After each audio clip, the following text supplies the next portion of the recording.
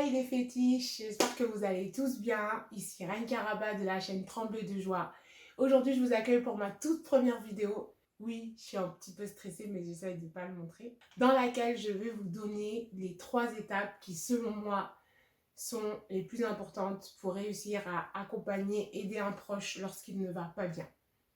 Jingle! Trembler de joie, elle approche, elle est là. Première étape, la plus importante. Si vous ratez la première étape, la suite, c'est sûr que ça n'ira pas du tout. Écoutez. Écoutez. Troisième fois, écoutez. Quand je vous dis écouter la personne, ce n'est pas l'interrompre toutes les 2 secondes ou l'écouter en pensant à ce que vous allez cuisiner le soir. Non. Quand je vous dis écouter, c'est vraiment être sur une écoute constructive et surtout écouter en se mettant à la place de l'autre. Se mettre à la place de l'autre. Qu'est-ce que c'est? Bonne question. Bonne question. Bonne question. Parce que c'est sur 10 personnes, il y en a peut-être une qui va bien faire. Lorsque l'on se met à la place de l'autre, on oublie qui l'on est nous, puisqu'on cherche à se mettre à la place d'une autre personne.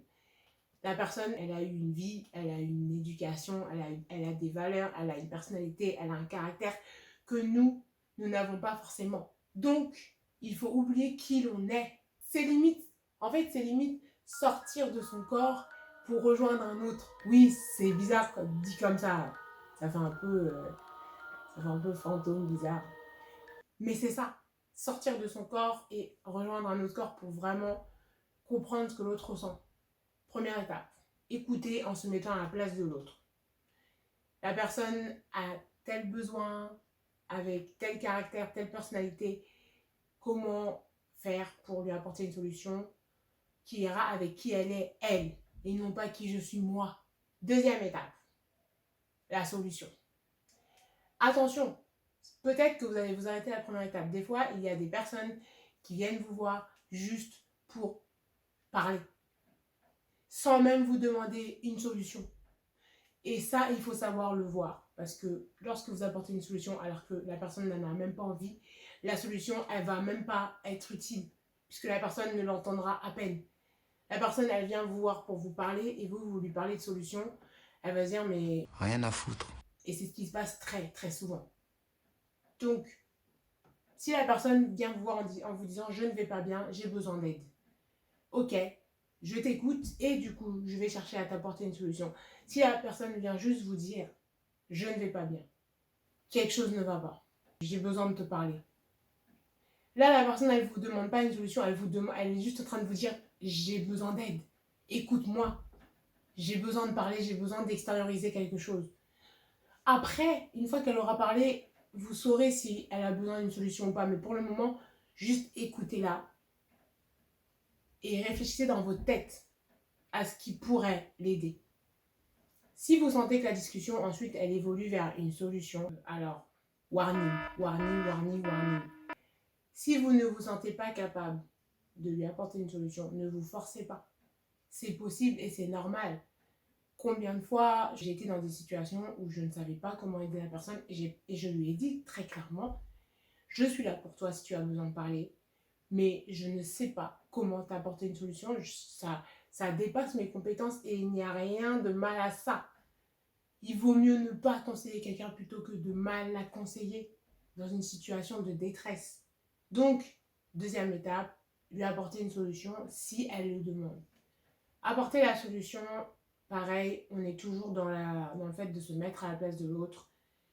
Là, je ne peux pas vous dire quoi lui dire, puisque ça dépendra des situations, ça dépendra de ce que la personne, elle veut, de qui est la personne, de son caractère. Mais n'oubliez jamais que ce n'est pas vous le sujet.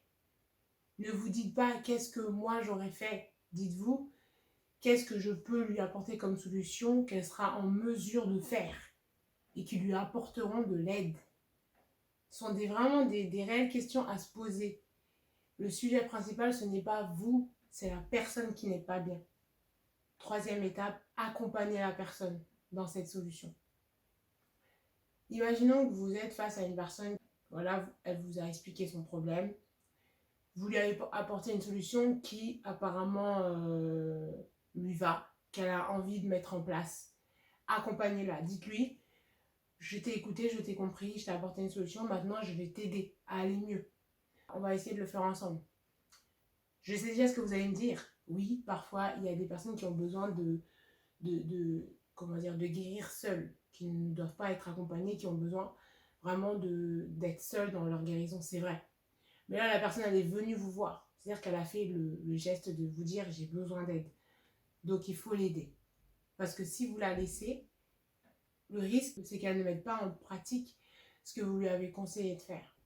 Donc, vous l'accompagnez dans votre solution. Quand je dis votre solution, c'est votre solution à tous les deux. La personne est venue vous voir pour une solution, vous lui avez donné une solution. C'est un travail d'équipe. Donc, vous l'accompagnez, vous lui posez des questions. Et tant que la personne ne vous dit pas « je vais mieux », ou que vous-même, vous n'avez pas constaté que la personne va mieux, parce que des fois, il y a des personnes qui vous disent « je vais mieux » alors que c'est faux. Accompagnez-la. Voilà, j'ai essayé de vous donner des solutions le plus rapidement possible et de la façon la plus claire possible. N'hésitez pas à me laisser un petit commentaire si vous avez des choses à rajouter, des choses qui ne vous ont pas plu, des choses qui vous ont plu. Si vous vivez des situations dans lesquelles vous avez besoin de conseils pour aider un proche, n'hésitez pas. Surtout, n'oubliez pas de vous abonner et de liker la petite vidéo. J'espère vraiment que cette vidéo vous a été utile. J'en ferai plein d'autres, j'ai déjà plein d'idées en tête, donc restez à la page et je vous dis à très bientôt. Tremblez de joie, elle approche, elle est là.